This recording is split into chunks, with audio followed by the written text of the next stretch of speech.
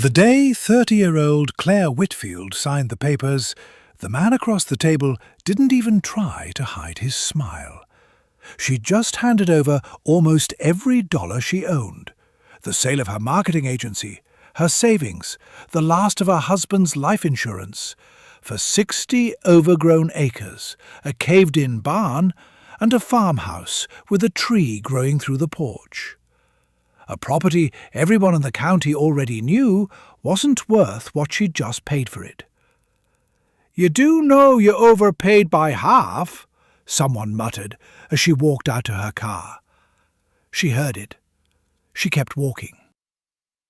By that evening, half the town had an opinion about the young widow who'd just spent her life savings on a ruin nobody else wanted. Was grief clouding her judgment? Had nobody warned her what she was actually buying? And why, when people tried to talk her out of it, did she just nod and keep signing papers anyway? If you've ever done something everyone told you was a mistake, hit subscribe before we go on and tell us in the comments where you're watching from tonight. We've got people from every corner of the world in this community, and we love seeing where you all tune in from. Because 14 months later, after a season that nearly broke her, the same people laughing at that sale would be the ones asking how she'd done it. 12 months earlier, Claire had a life most people would call comfortable. Not rich, not struggling, just steady. She and her husband, Miles Whitfield, ran a small marketing agency out of a spare bedroom. The kind of business that paid the mortgage and let them take one real vacation a year. Miles handled the client calls. Claire handled the budgets and the deadlines. Between the two of them, it worked. He was the one who left sticky notes with bad puns on her laptop every single morning before she opened it, a habit she never told him she secretly loved, and quietly kept every single note from tucked into the bottom drawer of her desk. He was 32. She was 29. They didn't have much saved, but they didn't need much. They talked, the way people do late at night, about someday, land outside the city, a slower pace, growing old somewhere with dirt under their nails instead of a 2-hour commute. Then, on an ordinary Tuesday, nothing special about the morning at all, Miles collapsed at his desk. An aneurysm nobody had warned them about. Nothing anyone could have caught in time. He was gone before the ambulance arrived. For 4 months, Claire barely functioned. Friends took turns checking on her. Her sister flew in and stayed for 6 weeks, worried Claire wasn't sleeping, wasn't eating, wasn't really present in her own life. And then, instead of the grief settling into something quieter, something more manageable, Claire did the one thing nobody around her expected. She sold the agency. She sold the condo. And she went looking for a very specific piece of land. 60 acres, 2 hours outside the city, that had belonged to Miles's family 3 generations back, before hardship forced his grandfather to sell it off decades earlier. The current owners were a pair of absentee landlords who'd rented the land out to whoever would pay for years, letting the barn cave in and the fences rot rather than spend $1 keeping the place up. They knew exactly what they had the moment Claire told them why she wanted it. They raised the asking price the very day she called back to make an offer. She paid it anyway, without negotiating, without blinking. "You're not buying a farm," her sister told her, standing in the empty condo surrounded by moving boxes. "You're buying a place to keep grieving in, alone, 2 hours from anyone who loves you." "It was supposed to be ours," Claire said quietly. "I'm going to make it ours anyway." The neighbors showed up within the week. Hank Dooley, 55, heavy-set, had farmed the property next door his entire life, same as his father before him. He stood at her fence line with his arms crossed, watching her fail over and over to start a tractor that hadn't run in 3 years.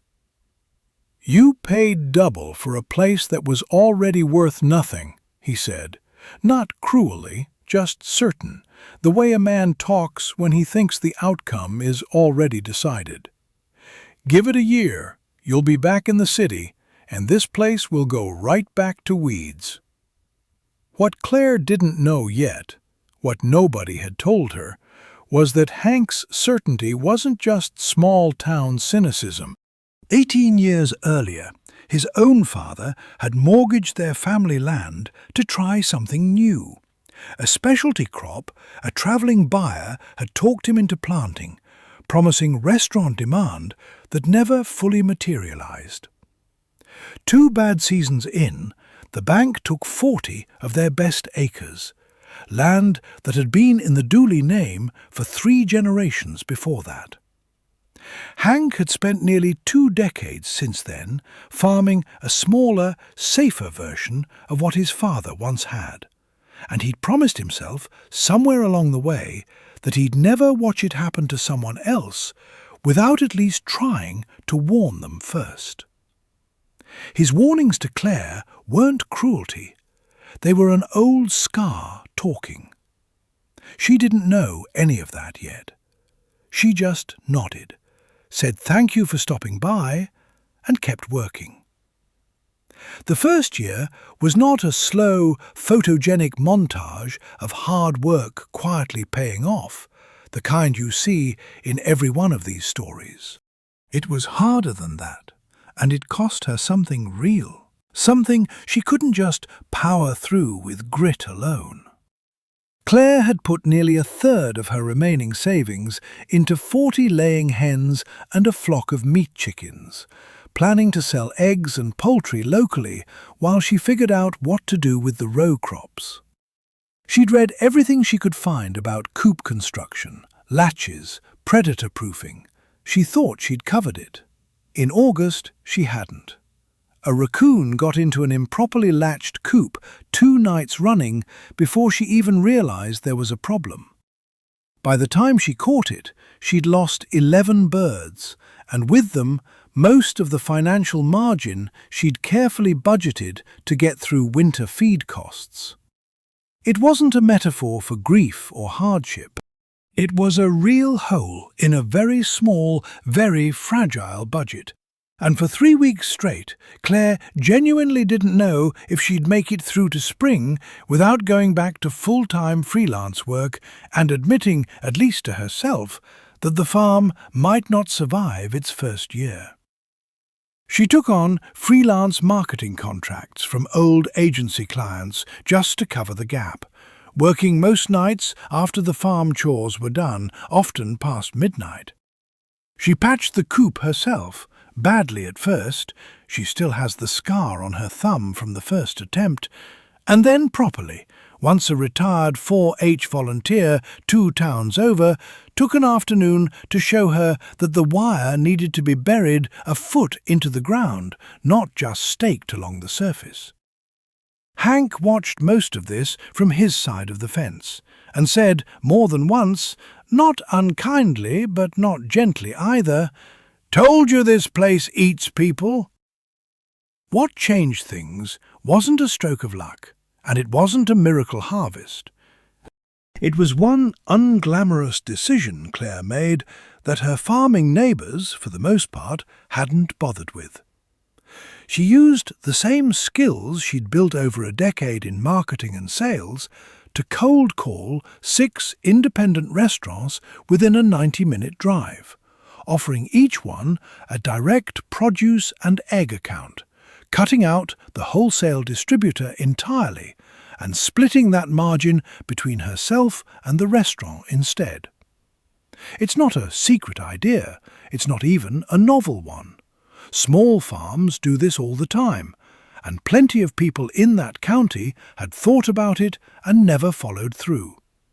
The difference was that Claire had spent 10 years writing proposals and following up on cold leads for a living, and she treated this exactly like the sales process it was.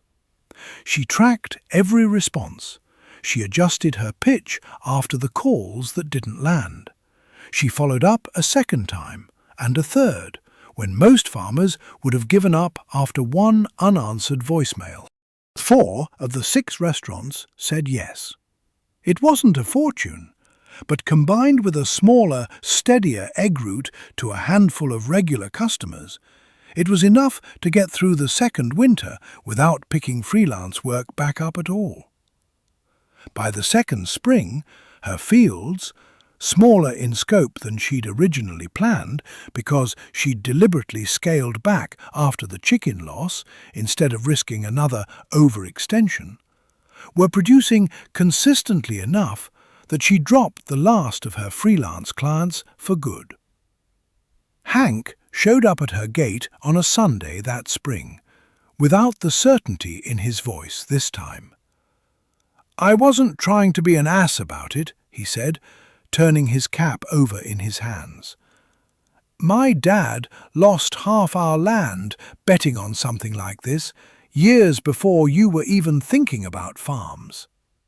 I didn't want to stand here and watch it happen to somebody else."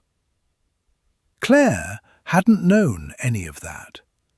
It changed instantly how she heard everything he'd said to her that first year. "I didn't lose everything," she told him. "I lost 11 chickens and about 2 months of sleep. And I almost quit in September. I didn't, because I couldn't figure out what quitting was even supposed to look like. Going back to a city apartment and calling that the smarter choice?" Hank didn't have an answer for that. He just looked out at the coop, rebuilt properly now, wire buried a foot deep the way he should have told her to do from the start, and asked, a little awkwardly, if she'd mind him buying eggs off her instead of driving 40 minutes to the supermarket every week. She said of course. She started keeping 2 dozen aside for him every Sunday after that. Claire still keeps one of Miles's sticky notes on the fridge, the ink gone soft and faded at the edges after over a year. She isn't entirely sure the farm turned into what he pictured, back when someday was still just a plan the two of them talked about at night, and not a promise she was left keeping alone. Some nights, standing on that porch, that's a comfortable thought. Some nights, it isn't. She's still finding out which nights are which. And most days, that feels like enough of an answer for now.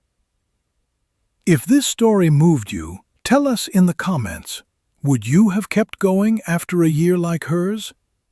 And subscribe for more stories about people who kept going, even when everyone around them said to stop.